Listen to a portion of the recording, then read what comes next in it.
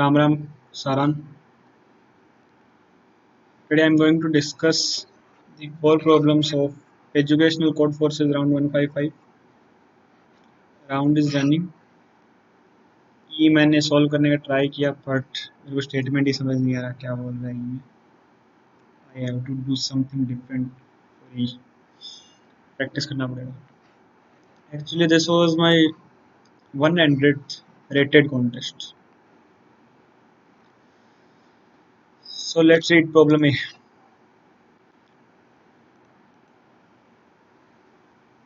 Rigged rigged ही पढ़ेंगे क्या इसको? बता देना यार कमेंट में क्या पढ़ेंगे इसका प्रोनाउंसिएशन क्या होगा। Mono monocarp organizing a weightlifting competition. There are n athletes participating in the competition. भाई weightlifting competition हो रहा है, n पहलवान है अपने पास। The ith athlete has strength SI and endurance EI. Okay, the first athlete is monocarp strength polycarp.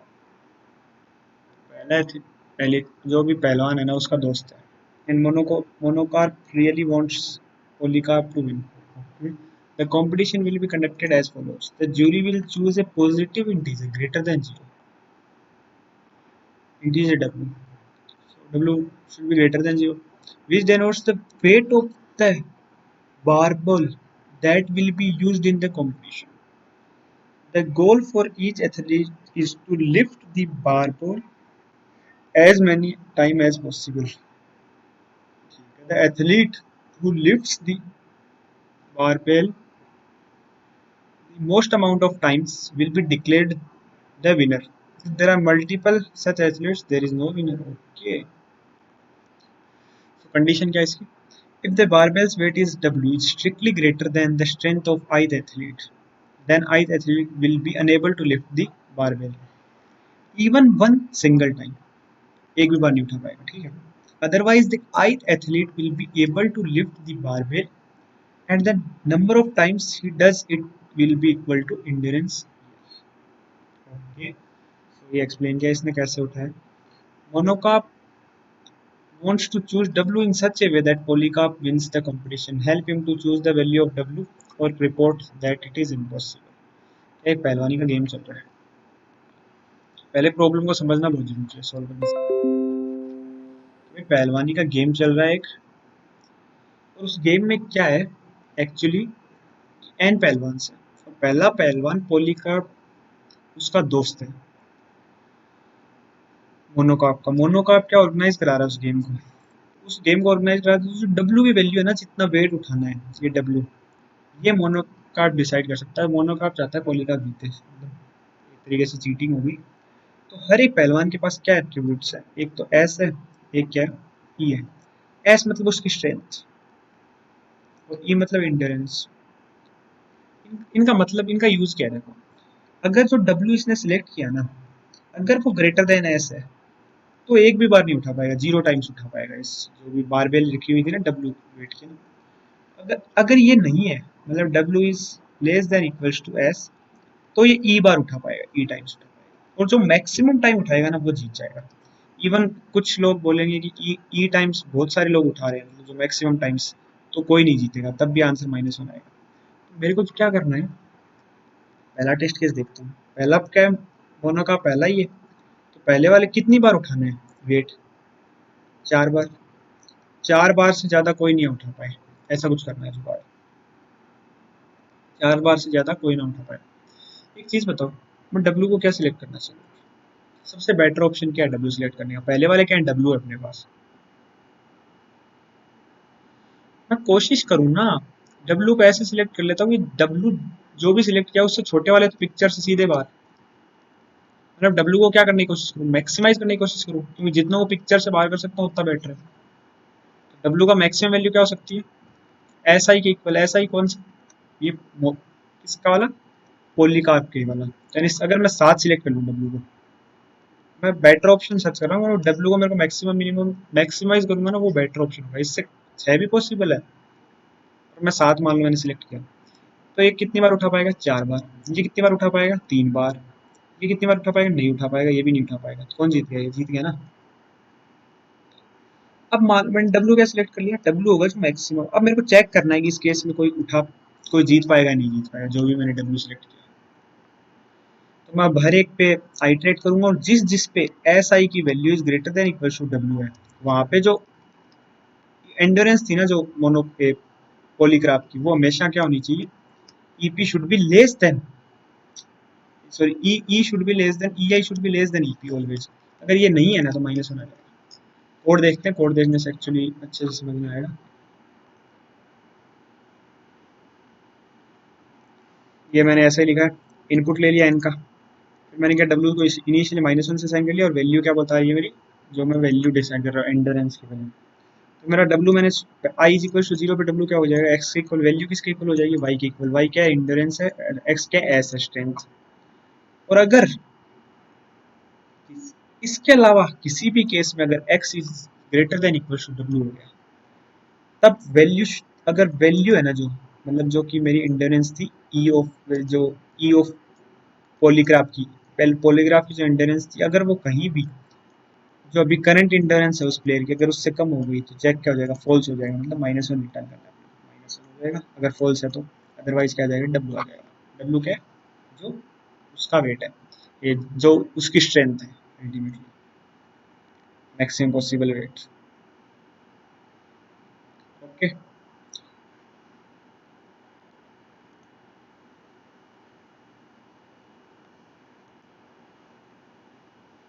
now let's read the problem B. Chips on the board. You are given a board of size n multiplied by n by n, and two arrays of positive integers a and b of size n. Your task is to place the chip on the board so that the following condition is satisfied for every cell ij. For each cell ij, what should be condition? There exists at least one chip in the same column or in the same row as ij. There exists a cell x comma y such that there is a chip in that cell, and x should be greater equals to y and y should be equals to j. The cost of putting a chip is I comma j is equals to ai plus। मेरे पास A and be given है, problem को समझते हैं अच्छे से। इसमें देखो मेरे को टेस्ट केस समझाने की जरूरत नहीं पड़ेगी, I don't think so test case की जरूरत पड़ेगी। मैंने जो कॉन्टेस्ट के टाइम किया होता है ना एक्चुअली, वही एक्सप्लेन करने की ट्राई करो। मान लो 3x3 का बोर्ड है, इसमें कुछ चिप्स भरी हुई हैं, ये बराबर, ये बराबर, ये बराबर, ये है मान लो केस। तो एक चीज बताओ, कोई भी मैं आईजे सिलेक्ट करूँ, कंडीशन क्या होनी चाहिए। जैसे मान लो मैंने ये आईजे सिलेक्ट कर लिया, ये वाला, तो क्या इसके किसी भी रो में कोई चिप फिल है, नहीं है। इसके किसी भी कॉलम में फिल है, नहीं है। एटलीस्ट एक फिल होनी चाहिए। एटलीस्ट एक फिल होने से क्या समझ में आता है, क्या मैं ये कर सकता हूँ क्या, पहला आइडिया जो दिमाग में आया, पहली रो को पूरी को कर दूं, तब भी किसी कोई भी पॉइंट सिलेक्ट करूंगा भरा हुआ होगा, या फिर कोई भी रो को भर दूं। यानी एटलीस्ट एक चीज समझ में आ रही है क्या, एटलीस्ट एक रो में, हर एक रो में, या तो हर एक रो में, या तो हर एक रो में कोई ना कोई चिप भरी हुई होनी चाहिए, या फिर हर एक कॉलम में एक कंडीशन सेटिस्फाई होनी चाहिए, दोनों में से। ये चीज समझ में आई, एवरी कॉलम मीन्स, अच्छे समझते हैं मैंने क्या बोला, मीन्स एवरी, दो condition, every row should have a chip. This is not true. Then every column should have a chip. Every row should have a chip. What it means? Let's see, यहाँ पे ए आई बनेगी, A0 A1 AM, इधर क्या बनेगी, B0 B1, यही तो होगा। जिस भी रो पे जाऊंगा उसका सम अगर चिप भरी हुई है तो उनका सम होगा। तो मेरे को एक्चुअली मिनिमाइज किसको करना है, A I plus B I, BJ sorry, का सम, जहाँ पे आई और जे क्या है, चिप्स भरी हुई है। मैं एआई में क्या कर रहा हूँ, मान लो हर एक कॉलम को भरने की ट्राई कर रहा हूँ पहले, हर एक कॉलम को, मतलब एआई की क्या होगी, सारी वैल्यूज होंगी A0 प्लस A1, क्योंकि सारी वैल्यूज भरी हुई होनी चाहिए, हर डिफरेंट कॉलम होनी चाहिए। ओके, बीजे को मैं क्या कर सकता हूँ, अपनी मर्जी से सिलेक्ट कर सकता हूँ, जो मिनिमम वाला ले सकता हूँ, नहीं ले सकता हूँ, ले सकता हूँ, मैं मिनिमम वाला ले सकता हूँ। I can take the minimum one, I have to fill all the I 0 1 2 n minus 1, but j can be selected. So I'll select the minimum b. And another case, what if I started filling every row, then b0 plus b1 से लेके bn-1 तक सब सब आने चाहिए, और ai मैं अपनी मर्जी से सिलेक्ट कर सकता हूँ। तो दो केस है, इन दोनों का सम कर लेता हूँ पहले। b का सम, ये answer of sum of a क्या बता रहा है मेरा, a का सम ऑफ b क्या बता रहा है, b का सम। ठीक है, ये दो सम्स हो गए। इसमें क्या होगा, मिनिमम ऑफ क्या आ जाएगा, b जो b है, b वाला एरे था, ये कितनी बार आएगा, n बार आएगा ना, मल्टीप्लाई बाय n। और इसमें minimum of a multiply by n, इन दोनों में से जो मिनिमम होगा वो आंसर होगा या नहीं होगा। ये आइडिया समझ में आ जाना चाहिए। एक्चुअली कोड देखते हैं।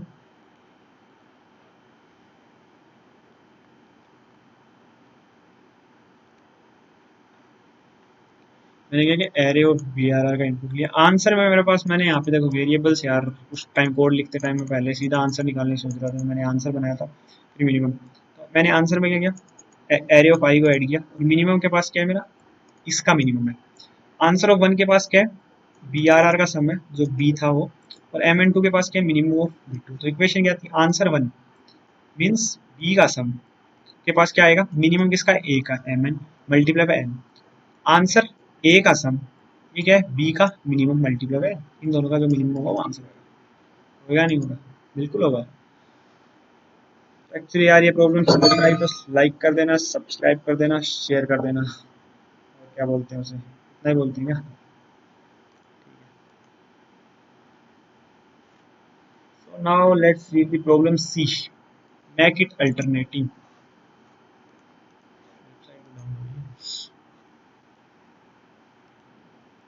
यार ये प्रॉब्लम पूरी मैथमेटिक्स बेस्ड थी, सो मैं इसको क्वाइट फास्ट सबमिट कर पाया। You are given a binary string as a binary string is consisting of 0। Binary string का पता है, जिसके पास क्या वैल्यूज है, 0।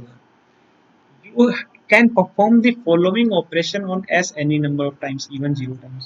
Choose an integer I such that I 1 से s के बीच में, then erase the character s। Okay, ये ऑपरेशन में परफॉर्म कर सकता है। You have to make s alternating। Alternating means after you perform the operation, every two adjacent characters in s should be different। Okay, your goal is to calculate two values। दो values क्या क्या calculate करने focus करते हैं। The minimum number of operations required to make s alternating। हम पहली value find करने की कोशिश करते हैं, सेकंड बाद में पढ़ेंगे, पहली वैल्यू फाइंड करने की कोशिश करते हैं। तो एक्चुअली मेरे को बोल क्या रहे हैं प्रॉब्लम, मेरे को s गिवन होगा, s क्या है, बाइनरी स्ट्रिंग है, तो ऐसा ही क्या है इसका मतलब, 0 और 1, इन दो में से कोई भी वैल्यू होगी ऐसा ही। जैसे कोई भी स्ट्रिंग होगी 1 1 1 0 0 0 1 1 1 0 0 0 1। इसको मेरे को बनाना क्या है, इसको मेरे को इस तरीके से बनाना है अल्टरनेटिंग, कि 1 0 1 0 1 0 इस फॉर्म में, या फिर किस फॉर्म में, 0 1 0 1 0 1। एक्चुअली इसमें ऑपरेशन क्या परफॉर्म कर सकता हूँ मैं, कोई भी ऐसा ही को डिलीट कर सकता हूँ। तो मेरे को मिनिमम नंबर ऑफ ऑपरेशंस निकालना। एक चीज बताओ, मिनिमम नंबर ऑफ ऑपरेशंस को बता सकता हूँ कि मेरे पास क्या होगी, स्ट्रिंग किस फॉर्म में होगी, या तो कुछ शुरुआत में कुछ क्या आएंगे, 1 आएंगे, फिर क्या आएंगे, कुछ जीरोज आएंगे लगातार, फिर क्या आएंगे, कुछ वंस आएंगे, कुछ जीरोज आएंगे। ये वंस भी हो सकते हैं या जीरोज भी हो सकते हैं, या 1 या 0 में से कुछ भी हो सकता है, ये 1 या 0 में से कुछ भी हो सकता है, 1 या 0 में से कुछ भी हो सकता है, डिपेंड करेगा। अगर ये 1 है ना, तो मैं कंटिन्यूस क्या कर रहा हूँ, 0। तो एक चीज बताओ, मेरे को कितने 1 रखने, एक ही तो रखना है। मान लो पहले पास 1 थी, मान लो पहले पास क्या 4 1 थे, फिर क्या 3 0 थे। ये केस मान लेते हैं, 1 2 3 4, 1 2 3 1 2 1 2 3, ये मान लेते हैं। क्या मैं 4 1 में से कितने 1 डिलीट करने पड़ेंगे मेरे को अल्टरनेटिव बनाने के लिए। मैं 2 1 लगातार नहीं ले सकता, सीधी सी बात है। कितने डिलीट करने पड़ेंगे, 3, प्लस इस 3 0 में से कितने डिलीट करने पड़ेंगे, 2, प्लस इस 2 में से कितने डिलीट करने पड़ेंगे, 1, प्लस इसमें से कितने डिलीट करने पड़ेंगे, 2। कितने डिलीट करने पड़ेंगे, 8 ना। क्या क्या डिलीट किया मैंने, एक्चुअली डिलीट कर क्या रहा हूँ। मेरे को ये बताओ, ये 1 और 0 से फर्क पड़ा क्या, कौन सा 1 है कौन सा 0 फर्क पड़ता है क्या, नहीं पड़ता। तो मान लो पहले शुरुआत में 4 0 आ जाते तो भी वही ऐसे डिलीट करता। तो मैं क्या करता एक्चुअली, मैं कंटिन्यूस क्या निकाल लूंगा, कंटिन्यूस जीरोस और कंटिन्यूस वंस का काउंट निकाल लूंगा, और उसको वेक्टर में स्टोर कर लूंगा। कैसे, मैं एक वेक्टर बनाऊंगा वैक, उसमें क्या स्टोर होगा, कंटिन्यूअस जीरोस का काउंट या फिर कंटिन्यूअस वंस का काउंट, जो भी उस पॉइंट पे आ रहा है जैसे वो डलता जाएगा वेक्टर में। जैसे वेक्टर क्या बता देगा, पहले ऐसे वेक्टर में होगा ना, तो जैसे शुरुआत में वन थे ना, तो कितने नंबर ऑफ वंस थे लगातार, फिर नंबर ऑफ जीरोस कितने थे, फिर नंबर ऑफ वंस कितने थे, इस तरीके से। जैसे इसका वेक्टर क्या बनता, जो मैंने केस लिया था अपना, 4 3 2 3, ये वाला वेक्टर बन जाता। तो आंसर क्या हो जाता, हर एक वेक्टर की वैल्यू का -1, यानी 3 2 1 2, इन सबका सम। ये देखते ही समझ में आया नहीं है, ऐसा कर सकते हैं अपन। ये आंसर क्या होता, 2 1 3, 3 2 5, 5 3 8, 8। देखो सेकंड स्टेट, सेकंड लाइन क्या बोल रही है, इसको समझना जरूरी है। The number of different sorted sequence of operation that make S alternating, different sorted sequence of operation. Two sequence of operation are different in at least one operation. The choose I is different in the, इस line से मेरे को कुछ समझ में नहीं आया, real बता रहा हूँ कुछ। मैंने टेस्ट केस यहाँ पे देखा क्या बोल रहे हैं, जैसे इसमें कितने डिलीट करने पड़ते, एक ही डिलीट करना पड़ रहा था, तो मैं ये जीरो भी डिलीट कर सकता हूँ या फिर ये जीरो, कोई भी जीरो डिलीट कर सकता हूँ। तो मैं क्या करूँ, डिलीट द सेकंड कैरेक्टर या फिर डिलीट द थर्ड कैरेक्टर, इन दो में से एक जीरो डिलीट करना पड़ेगा मिनिमम निकालने के लिए। तो एक्चुअली कितने ऑपरेशन परफॉर्म करने पड़े, कितने सीक्वेंस ऑफ ऑपरेशन है, तो फिर मेरे को, मैं बोला ठीक है भाई, इसमें 6 कैसे आया ये देख लेता हूँ, 1 1 1 है, इसमें मेरे को 2 1 डिलीट करने हैं, कोई भी 2 1 डिलीट कर सकता हूँ मैं। तो मैं पहले क्या कर देता, सेकंड वाला कर देता, फिर क्या कर देता, फर्स्ट वाला कर देता, ये वाला ठीक है। पहले सेकंड वाला करता, फिर ये थर्ड वाला किस पे आ गया, सेकंड वाले पे, ये कर देता। पहले फर्स्ट वाला करता, फिर सेकंड वाला किस पे आ गया, फर्स्ट वाले, ये कर देता, ये कर देता, ये कर देता, ऐसे कर देता। अच्छा एक्चुअली क्या समझ में आ रहा है मेरे को, ये बताओ क्या समझ में आया इससे, मेरे को बताओ क्या समझ में आया, मेरे को देखते ही चमका क्या, मेरे पास क्या है, ये वेक्टर है, मान लो ये वेक्टर मैंने कैलकुलेट कर लिया, तो मेरे को इस 4 3 2 इन वैल्यू से फर्क पड़ेगा। एक्चुअली मैंने परम्यूटेशन एंड कॉम्बिनेशन जो चीज़ थी ना मैथमेटिक्स की, परम्यूटेशन एंड कॉम्बिनेशन, यहाँ पे बहुत काम आई। मैंने मेरे जेई के टाइम विकास गुप्ता, पता नहीं सिंगेज, डिफरेंट डिफरेंट, इस ये जो चैप्टर था ना, permutation combination binomial and probability, in 3 chapter को मैंने ढूंढ ढूंढ के पढ़ा। आई डोंट नो मेरे को सीपी में ये यूज होंगे आगे, ये मेरे को पता नहीं था उस टाइम, तो मेरे को इंटरेस्टिंग लगता था इसलिए पढ़ा था। अब देखो इसमें यूज कैसे होता है परम्यूटेशन, मेरे को क्या करना है, इन 4 में से 3 को डिलीट करना है ना, 4 में से 3 को डिलीट, इन 3 में से क्या करना है, डिलीट करना है, 2 में से डिलीट, पहले मैं डिसाइड करता हूँ कौन सा 3 डिलीट करूँगा, 4C3, इनमें से कितने डिलीट करूँगा, 4C2, इसमें से कौन सा डिलीट करूँगा, 4C1, इसमें से कितने डिलीट करूँगा, सॉरी 2C1, इसमें 3C2, और इसमें से ये 1 है, मान लो 1 नहीं था 3 था, 3C, कितने डिलीट करना है ना, करने। अब एक चीज बताओ, ये कुछ मैंने सिलेक्ट कर लिए कि ये 3 जीरोस हो गए पहले वाले में, फिर क्या हो गया, 2 वंस हो गए, फिर क्या हो गया, एक जीरो आ गया, फिर एक क्या आ गया, 2 वंस आ गए, है ना। इनको किस ऑर्डर में डिलीट करूँ, ये भी तो डिसाइड करना, ऑर्डर, ये तो चीज है, किस ऑर्डर में डिलीट करूँ, ऑर्डर कैसे निकल सकता है, टोटल लेंथ कितनी थी, टोटल जितने एलिमेंट है, इनका किसी भी ऑर्डर में डिलीट करना है तो फैक्टोरियल लेते हैं ना, फैक्टोरियल ऑफ लेंथ, फैक्टर ये लेंथ क्या होगी, किसके इक्वल होगी, क्या ये जो 3 2 1, ये दो सम क्या था, आंसर के इक्वल था ना, जो मैंने आंसर कैलकुलेट किया था शुरू में, आंसर जो पहला मिनिमम नंबर ऑफ ऑपरेशंस, तो ये factorial of answer multiply by इन सब का मल्टीप्लिकेशन, इन सब का मल्टीप्लिकेशन क्या होगा, ये जो वेक्टर की वैल्यू थी, बैक ऑफ आई की जो भी वैल्यू थी, सबका मल्टीप्लिकेशन 1 से लेके n तक। ये फॉर्मूला बना या नहीं बना सेकंड वाले ऑपरेशन के लिए, बिल्कुल बना, यही था, इसीलिए मैं, इसका कोई और अल्टरनेटिव सॉल्यूशन भी हो सकता है, मेरे दिमाग में यही आया, तो मैंने ये सबमिट किया। सबसे पहले मैंने क्या किया, वेक्टर में डालना शुरू किया भाई, एस का इनपुट लिया, तो काउंट ऑफ जीरो और काउंट ऑफ वन नाम के 2 वेरिएबल बना लिए, 0 से 1, काउंट ऑफ जीरो को बढ़ाते जाना है अगर जीरो आ रहा है तो अगर काउंट ऑफ वन क्या है, नॉट इक्वल टू जीरो, तो काउंट ऑफ वन डाल दूंगा ना, और काउंट ऑफ वन को क्या बना दूंगा, जीरो बना दूंगा, क्योंकि कंटिन्यूस काउंट कर रहा हूँ, क्योंकि बीच में जीरो आके क्या, वन को क्या कर दिया, जीरो कर दिया उसने। ऐसे ही क्या करना, काउंट ऑफ वन को बढ़ाते जाना, काउंट ऑफ जीरो अगर उस पॉइंट पे जीरो नहीं है, मतलब पीछे कुछ जीरोस रहे हैं, उसको वेक्टर में डाल दूंगा और क्या कर दूंगा, जीरो बना दूंगा।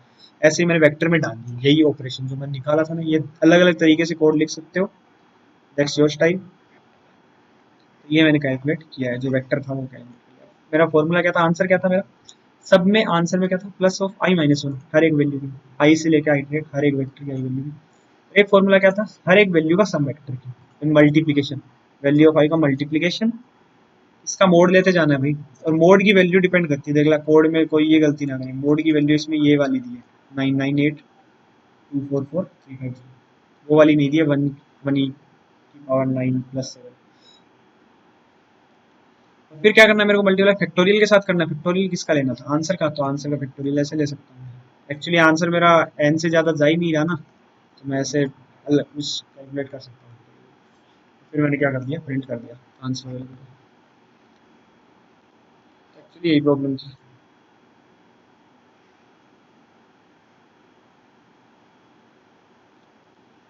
ये problem too much submission, I don't know, मैंने शायद ओवर कर लिया, और जितने सबमिशन देखते हैं वो लग रहा है।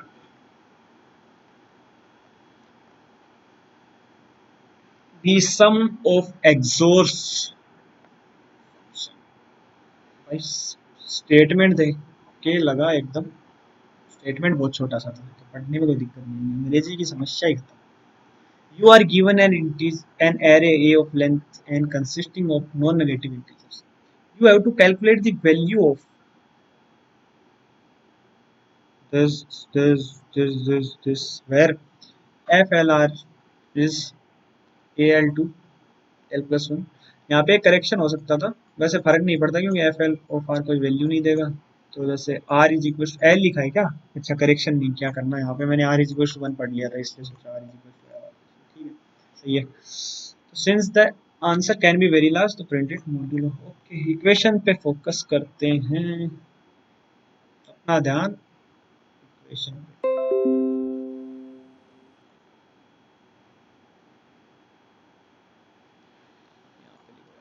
इक्वेशन पे फोकस करते हैं। एफ ऑफ एल आर क्या होता है, एल से आर में सबका एक्सोर, यहाँ से एक्सोर। मेरे को ये बताओ, ब्रूट फोर्स समझ में आ रही है, सीधा क्या लिख सकते हैं, बिल्कुल समझ में आ रही है, big of N square problem solve हो सकती है, पर कंस्ट्रेंट क्या है इसका, 3 × 10⁵, तो ये सॉल्यूशन तो वर्थ ही नहीं है, डी प्रॉब्लम है, इतना आसान थोड़ा ना होगा।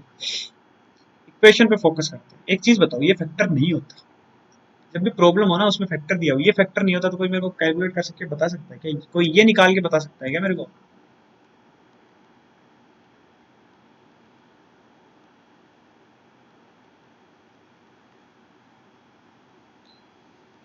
इसको कैसे कैलकुलेट करोगे,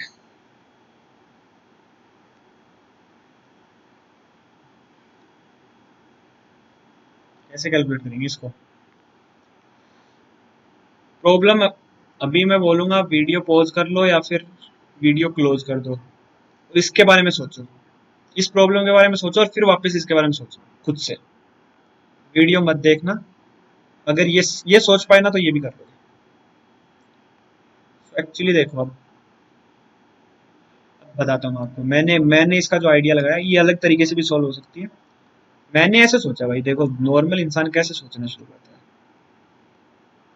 यार, ऐसी जब भी प्रॉब्लम आती है ना तो सोचते हैं, मान लो इस सवेरे का मान लो मेरे को पता है, वन से लेके मान लो मेरे को आई तक का पता है, क्या मैं आई प्लस वन का वैल्यू को लेके कुछ पता कर सकता हूँ क्या, वन से लेके आई तक की वैल्यूज का सबका पता है मेरे को, सब है सम क्या है मेरे को, एफ ऑफ वन से लेके आई तक का सब पता है, तो इसमें मैं ऐड कर दूं तो मैं बोल सकता हूँ कि इसके साथ ये एक्सोर हो गया। पर मेरे पास सम क्या है, one of I plus F of two of I plus F of three of I plus F of I of I. अब मैं क्या कर रहा हूँ एक्चुअली, मैं बोल रहा हूँ मेरे को करना क्या है, मैं कैलकुलेट करना चाहता हूँ one of I plus one. Actually मैं ये कर सकता हूँ कि सबके साथ अलग से एक्सोर ले लेता, एरे ऑफ आई का सबके साथ एक्सोर ले लेता, जो इक्वेशन लिखी सबके साथ अलग अलग एक्सोर, तो सम आ जाता भाई, बिग ऑफ एन। पर मेरे दिमाग में, मेरा पूरा पति दिमाग पता है क्या बोला, गलत बोला जो भी बोला, वन से लेके I plus dot dot dot plus F of I comma I. मैं सोचा बाहर सबके साथ एक्सोर ले लूं, तो क्या ये अपने आप अंदर जाके वैसा बन जाएगा क्या, ये ऐसा नहीं होगा। एक्चुअली जो पहले सम हो गया, एग्जाम्पल दूं दूं दे देता हूँ। 1+1 मान लो बाहर क्या ले रहा था, 1 से एक्सोर ले रहा था। क्या ये कंडीशन सही है क्या? 1 एक्सोर 1+1 एक्सोर 1, इसकी वैल्यू तो 0 आ रही है, इसकी वैल्यू 3 आ रही है, कैसे सही है? नहीं है, गलत है। ये चीज पॉसिबल नहीं है। ये जो क्या बोलते हैं कम्युलेटिव या फिर जो भी प्रॉपर्टी होती है, ये नहीं होती एक्सोर में। ये तो खेल गया, ये तो नहीं हो रहा। अब मैं एफ से एल आर कैसे कैलकुलेट करूंगा? मैं तो टेंशन में हूँ। जो ये सम था मेरा, सबका सम कैसे कैलकुलेट करूंगा? अब बिट बाय बिट सोचो, क्या है, मैं पहली बिट का जो जीरोथ बिट थी उसकी वैल्यू कैलकुलेट कर लूं और 1th बिट की वैल्यू कैलकुलेट कर लूं, सेकंड बिट की वैल्यू कैलकुलेट, अलग अलग वैल्यू बिट का कैलकुलेट करके सबका सम कर लूं, ये एक दूसरे पे डिपेंड करेंगे क्या? ये एक दूसरे से इंडिपेंडेंट नहीं है क्या? बिल्कुल है। हर एक बिट की वैल्यू कैसी होगी? मान लो ये एरे के अपना 0 1 0 1, मान लो पहली बिट पे फोकस करता हूँ, जीरोथ बिट पे 1 1, ऐसा काइंड ऑफ कुछ। अब मान लो मैं इस वाले पे जो भी खत्म हो रहा है ना, इस 1 वाले पे जो भी एक्सोर पे खत्म हो रहा है,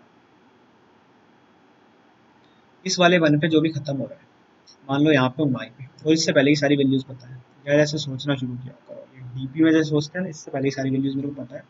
इस 1 पे हूँ, तो कोई मेरे को बता सकता है कि क्या सम आएगा?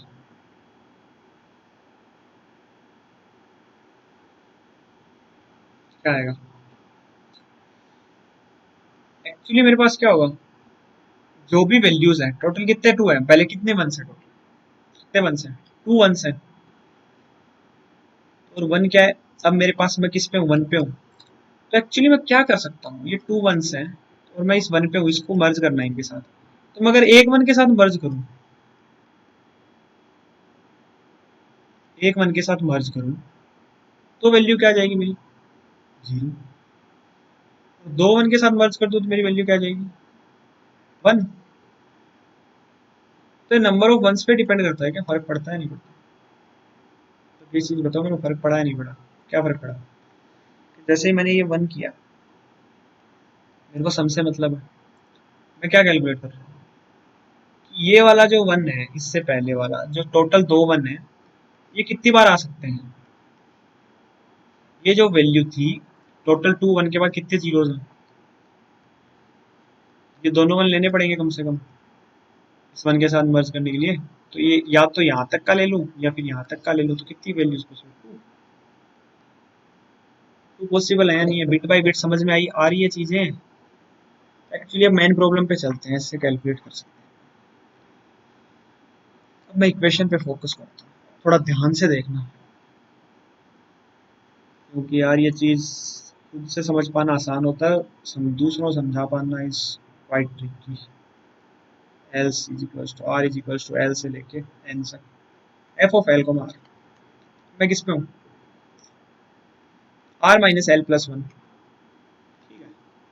मेरे पास फैक्टर किसका ऐड हो रहा है, मल्टीप्लीकेशन किससे हो रहा है? जैसे मान लो मेरे पास ये सारी वैल्यूज पता है मेरे को, अब मैं किसमें आईथ आईथ वैल्यू मर्ज कर रहा हूँ इस पुराने वाली में। क्या वैल्यू मर्ज कर रहा हूँ? सारी ये क्या है, लेंथ ही तो एक तरीके से जो भी सब एरे सिलेक्ट कर रहा हूँ, तो सबकी लेंथ किससे बढ़ रही है? +1 से। जो भी जितने भी सब एरे थे सबकी लेंथ किससे बढ़ रही है? +1 से, जितने भी सब एरे थे, टोटल नंबर ऑफ सब एरे। और ये एफ ऑफ एल आर की वैल्यू क्या होगी? या तो 0 होगी या 1 होगी, ये तो पता ही है क्योंकि बिट बाई बिट खेल रहे हैं तो। ठीक है, अब एक चीज बताओ, अब सोचना शुरू करो। जैसे मान लो 1 0 0 1 0, अब मान लो ये मैं जीरो जीरो डाल रहा हूँ, जीरो डालने पे मेरी वैल्यू क्या होगी? जीरो डालने पे मेरी वैल्यू क्या होगी? मेरे को यहाँ तक की सारी वैल्यू पता है, मान लो मेरे को यहाँ तक के डब्ल्यू की वैल्यू पता है, जो मुझे पहले का पता है। इसको डालते ही वैल्यू पे फर्क क्या आएगा? जीरो डालने से क्या वैल्यू पे कोई फर्क आएगा? नहीं आएगा भाई। जीरो का एक्सोर किसके साथ? हमें हर वैल्यू के साथ वही आता है जो पहले का एक्सोर था। एक्सोर के साथ कोई भी 1 के साथ तो जीरो का क्या आता है? 1 आता है। जीरो के साथ क्या आता है? जीरो आता है। फर्क पड़ेगा? नहीं पड़ेगा। पर फर्क किस पे पड़ेगा? लेंथ पे पड़ेगा। लेंथ पे किस पे फर्क पड़ेगा? एक्चुअली लेंथ पे किस पे फर्क पड़ेगा, ये फोकस करते हैं अभी। सोचो क्या होगी? पोजीशन होगी ना। जैसे ये 1 कौन सी पोजीशन वाला है? कौन सा 1 है? एक वन होगा कौन सी पोजीशन का, ओड का। एक किसका होगा, even का। थोड़ा सोचना, थोड़ा सा खुद से सोचना है तो। मैं गारंटी नहीं लेता हूँ मैं आपको ये समझा पाऊंगा, पर ये सोचो ये किस पोजीशन का है, ओड पोजीशन। मान लो ये किस पे पहली बार बना रहा है तो ये ओड पोजीशन का हो गया, ये ओड पोजीशन का हो गया, ये जीरो जिस पे भी है। ये जीरो पे किस, जिस जीरो पे किस कौन से वालों का फर्क पड़ेगा, ओड वालों का ना। ओड ओड तक का ले लूँ, मान लो मैं ओड वन से लेके आगे तक सारे के ले लूँ। जैसे वन वन वन वन, ये जीरो। मैं इस वन से लेके सबका ले लूँ, ये कौन सी पोजीशन का है, ओड का। तो जीरो हो रहा है, क्योंकि कितने नंबर ऑफ है, इवन है, इवन नंबर ऑफ वंस है। अगर ओड नंबर ऑफ वंस है तो मेरे को किस पोजीशन का वन वन देगा, किस पोजीशन से स्टार्ट करूँ, तो ओड पोजीशन से। और अगर इवन नंबर ऑफ वंस है तो कौन सी पोजीशन से स्टार्ट करना पड़ेगा, यहाँ से स्टार्ट करना पड़ेगा, और फिर यहाँ पे ये वाला लेना पड़ेगा, इवन वाले दो वंस ले सकता हूँ। ठीक है, यार मैं क्या क्या वेरिएबल मेंटेन करूँ, कैसे कैलकुलेट कर सकता हूँ जीरो को ऐड करके। जैसे ही मैंने जीरो ऐड किया तो क्या होगा, मेरे पास सम किसका आ रहा है, कितने काउंट ऑफ इवन होगा कुछ, ये थोड़ा वेरिएबल्स में लिख रहा हूँ, काउंट ऑफ ओड होगा, यानी कुछ नंबर ऑफ इवन्स होंगे, कुछ नंबर ऑफ ओड पोजीशन पे वन आएंगे। ये चीज समझ में आ रही है। फिर मेरा क्या, ओड वाला कुछ सम आएगा, एक चीज बताओ, ओड सम होगा कुछ भी, ओड सम्स का, ओड सम्स के कारण जो भी वैल्यू बन रही है वो आएगी, एक इवन सम के कारण आएगी। अब मान लो मैं, मेरे पास कितने थे, ओड ही मान लो, ओड नंबर ऑफ मंथ्स है इससे पहले, तो मेरे को किससे फर्क पड़ता है, ओड सम से। ओड सम में क्या ऐड हो जाएगा, जो भी ओड सम था, ये जीरो आने से क्या ऐड हो जाएगा, जितने नंबर ऑफ मेरे क्या थे, काउंट ऑफ ओड थे, क्या वो ऐड हो जाएगा। मैं शायद ये तुम्हें क्लिक नहीं कर रहा, चलो सोचते हैं वापस। वन, एक टेस्ट केस ले लेते हैं, वन जीरो जीरो वन है, शुरुआत से फिल करना शुरू करते हैं, वन है। तो वन वाला क्या वैल्यू देगा भाई, ये एक ही देगा वैल्यू, क्योंकि एक के साथ एक्सोर ये हो गया। फिर अब मैंने जैसे जीरो डाला, जीरो वाला क्या होगा, इस वन के साथ तो मैं क्या बता रहा हूँ, वन देगा। तो क्या लेंथ, कितनी लेंथ, लेंथ ही ऐड होगी ना, लेंथ ऐड कर रहे हैं, सीधी सी बात है, प्लस टू। प्लस इस ये जीरो वाला किसके साथ वन देगा, इसी के साथ देगा, टोटल थ्री लेंथ के साथ, तीन लेंथ के साथ। प्लस ये वन वाला किसके साथ वन देगा, खुद के साथ वन देगा, एक तो एक इसके साथ देगा, एक इसके साथ देगा, तो एक प्लस दो प्लस तीन, तो क्या एक प्लस दो प्लस तीन, ऐसे वैल्यूज आएंगी नहीं आएंगी, आएंगी या नहीं आएंगी, एक दो तीन आ जाएंगे ऐसे। ठीक है, तो ये किस पे डिपेंड कर रहा है एक्चुअली, हो क्या रहा है। जैसे ये वाला जीरो ऐड हो रहा था तब क्या ऐड हुआ मेरे पास, जैसे जो भी ये वैल्यू थी इसमें क्या ऐड हुआ, वन प्लस टू था जो भी वैल्यू थी मेरी, इसमें क्या सब जो भी था एक एक से शिफ्ट हो गया क्या, जितना भी था। जैसे वन वाला अगर था, मान लो पहले एक दो मिनट एक चीज है और सोचना थोड़ा सा, यहाँ पे शुरू में एक जीरो आ जाता, वन जीरो आ जाता, यहाँ पे वैल्यू जीरो, यहाँ पे वैल्यू वन, यहाँ पे वैल्यू, अब सोचना, सॉरी यहाँ पे वैल्यू वन नहीं होगी, ये जैसे वन डला तो वन होगी ये वाली, और यहाँ पे ये वाला भी तो साथ में ले सकता हूँ टू। कब तक ये ले सकता हूँ साथ में, कौन सी वैल्यू तक ले सकता हूँ, जहां तक प्रीवियस क्या है वन एग्जिस्ट नहीं करता है, कितने नंबर ऑफ, इतने नंबर ऑफ वैल्यूज में ले सकता हूँ। अब मान लो मैं कोई भी जीरो डाल रहा हूँ, कितनी वैल्यू शिफ्ट होगी, कितनी वैल्यू शिफ्ट होगी ना, यानी मैं जो ओड पोजीशन पे काउंट कर रहा हूँ ना, तो ओनली वन को काउंट नहीं करना, ये वाली वैल्यू काउंट करनी है, ये वाली वैल्यू काउंट करनी है। एक्चुअली कोड देखते हुए समझने की कोशिश, कोड को ड्राई रन करके समझ, कोड देखते हुए समझने की ट्राई करते हैं। तो मैंने कहा कि बिट्स, बिट बाई बिट खेलना शुरू किया, ये समझ में आया ना आपको, कि मैंने हर एक बिट पे निकाल ली, क्योंकि मैं बिट बाई बिट खेलने के बाद जो मेरी वैल्यू आएगी उसको ऐसे कर सकता हूँ क्या, जो भी बिट पे वैल्यू आई मेरी, जिस भी बिट पे था, मान लो मैं जेथ बिट पे था, मल्टीप्लाई बाय जो भी मेरी वैल्यू आई, टोटल सम जो भी था उस पोजीशन तक, है ना, जो भी ये मैंने कैलकुलेट कर रहा था वो ऐसे लिख सकता हूँ क्या, ये आंसर में ऐड कर सकता हूँ आराम से, बिल्कुल कर सकता हूँ। ये चीज़ समझ में बिट बाई बिट, ठीक है। मैंने क्या count of odd, count of even, odd sum even sum बनाया, मैंने प्रीवियस वन मेंटेन क्यों किया, ये समझ में आ रहा है। वन जीरो जीरो जीरो, जहाँ पे भी मेरे को ये जीरो जीरो जीरो वन से फर्क पड़ता है भाई, ये जो कौन सा ओड वाला वन है ना, तो ये वाला वन ऐड होगा। एक्चुअली होगा क्या, जैसे जहाँ पे भी कोई भी वैल्यू पे आगे जा रहा हूँ मैं, एक भी आगे से रख रहा हूँ, तो ये कितने से लेंथ को कितने से बढ़ाया, जितने काउंट ऑफ ओड थे उतने से ओड सम बढ़ गया, जो भी ओड सम था मतलब जो भी वैल्यू थी ओड सम, ओड पोजीशन वाले वन के कारण। और इवन सब भी किस में बढ़ेगा, काउंट ऑफ इवन सम। ये चीज समझ में आई, बिल्कुल, ये तो ऑब्वियस से दिख रहा होगा। फिर मैंने क्या, अगर बिट 1 है, एक केस बनेगा बिट 1 है तो मेरे पास क्या होगा, जो मेरा सी था, जो मैं बिट का काउंट कर रहा हूँ कौन सी पोजीशन पे है, मैं उसको प्लस प्लस कर दूंगा। फिर मैं डब्ल्यू डब्ल्यू मेरा क्या बता रहा है कि जो मैं ये ऐड कर रहा था ना, जैसे 0 0 0 0 0 1 है, 1 है, पहले पोजीशन पे क्या है, 1 है। और ये कौन सी पोजीशन पे, जिस पे 5वीं पोजीशन पे, तो 5 माइनस 1, 4 पोजीशंस बीच में बची ना, ये चार शिफ्ट होंगे एक साथ, चार वैल्यूज फर्क पड़ेगा बाकी से, चार वैल्यूज ये होंगी ना, ये डब्ल्यू डब्ल्यू। प्रीवियस ऑफ 1 किससे अपडेट हो गया, आई से हो गया। अगर मेरा ये इवन वाला 1 है तो मेरा किस में ऐड होगा, ये काउंट इवन में ऐड होगा ना, ठीक है, ऑब्वियस बात, इवन वाला 1 है तो फिर इवन सब मेरा किस के इक्वल आ जाएगा, ये चीज समझनी है थोड़ी सी।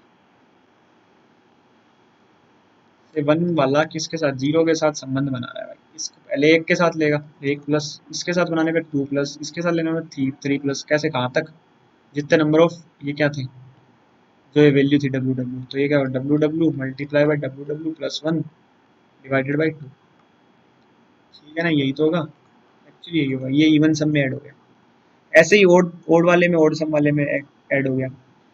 अब एक्चुअली यहाँ पे ध्यान से देखना, अगर ये सी जो भी मैंने सिलेक्ट किया अभी, जो भी है, अगर ये इवन है, क्या मैं ये बोल सकता हूँ क्या, मैंने अभी मेरे को फर्क नहीं पड़ता, अगर मैं फिर मेरे को क्या करेगा, ये 1 डाल दिया, जो भी डाल दिया, तो ये क्या इवन इवन वाले 1 करेंगे, इवन इवन वाला बना मिल के 1 बनाएंगे ना, क्योंकि ओड वाले के साथ जैसे ही बना, 0 बन गया, 1 1 1 1, इसके साथ मिला, अकेला है, 1 है, ये है तो 0 है, ये है तो क्या है, 1 है। तो अगर ये इवन वाला है तो ये किस किस को ढूंढेगा, इवन वाला को ढूंढेगा, अगर ये ओड वाला है तो किसको ढूंढेगा, ओड वाला को ढूंढेगा, तो भाई ये इवन सम है तो इवन सम, अदरवाइज क्या है, ओड सम है, तो डब्ल्यू कैलकुलेट कर लिया, फिर मैंने क्या कर दिया, ऐसे ऐड कर दिया और आंसर क्या कर दिया, अपडेट कर दिया। एक्चुअली थोड़ा ओवरकिल, शायद मैंने प्रॉब्लम ओवरकिल कर ली होगी। I recommend you to read the editorial, मतलब रिकमेंड किया है, एडिटोरियल तो पहले पढ़ना ही है, अगर एडिटोरियल ना समझ में ना तो वीडियो पे मे बी लॉजिक थोड़ी हेल्प कर दे आपकी, जो भी मैं, ये मेरा सोचने का तरीका है। एक्चुअली ये मेरा 100 रेटेड कॉन्टेस्ट था, अपडेट हो गया क्या वहाँ पे, इससे पहले मैंने कॉन्टेस्ट ज़्यादा दिए पर जो रेटेड होते हैं ना कॉन्टेस्ट खुद के लिए, तो मैंने 99 रेटेड कॉन्टेस्ट थे और ये 100 था। Thank you everyone. और यार, अगर आपको एक भी प्रॉब्लम यहाँ से सीखने को मिल रहा है ना, तो प्लीज़ लाइक कर दो, शेयर कर दो, सब्सक्राइब कर दो। मैं अभी सोच रहा हूँ कुछ नया लेके आने के लिए, जैसे सी एस वगैरह के एडिटोरियल, कुछ टॉपिक स्पेसिफिक चीज़ें, मैं टॉपिक नहीं पढ़ाऊँगा, टॉपिक बहुत लोगों ने पढ़ा है, मैं प्रॉब्लम्स कलेक्ट करूँगा और प्रॉब्लम्स आप लोगों के साथ शेयर करूँगा। यहाँ से ये वाली प्रॉब्लम्स आप ट्राई करो, आप रैंडम प्रॉब्लम सॉल्व करो, सीधी बात, रैंडम प्रॉब्लम्स हेल्प करेंगी। टॉपिक वाइज प्रॉब्लम, क्योंकि टॉपिक वाइज प्रॉब्लम पहले दिमाग में बैठ जाता है, टॉपिक है वही लगाने की कोशिश करते हो, रैंडम प्रॉब्लम से आप प्रॉब्लम सॉल्विंग स्किल अच्छी होगी। हाँ, शायद आपने 100 प्रॉब्लम की, एक भी डीपी की नहीं है, तो आप बोलोगे डीपी की प्रैक्टिस नहीं हो रही है तो टाइम वेस्ट है, टाइम वेस्ट नहीं है, 100 ग्रीडी की आ रही है, अच्छी बात है, पहचानना सीखोगे उससे। थैंक्स।